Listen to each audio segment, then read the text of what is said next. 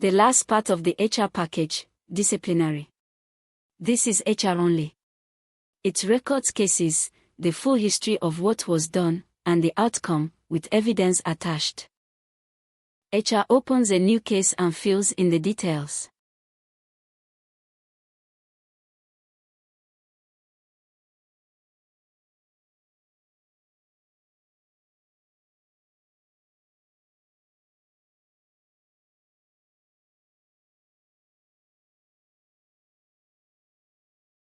The case opens, and HR moves it to under investigation.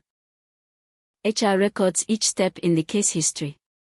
First, the investigation, with the attendance report attached.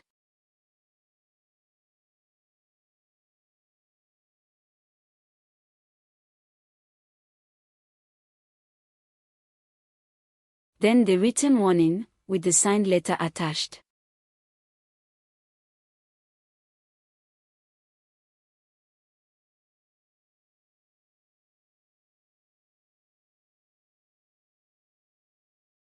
Any attachment can be previewed right in the app.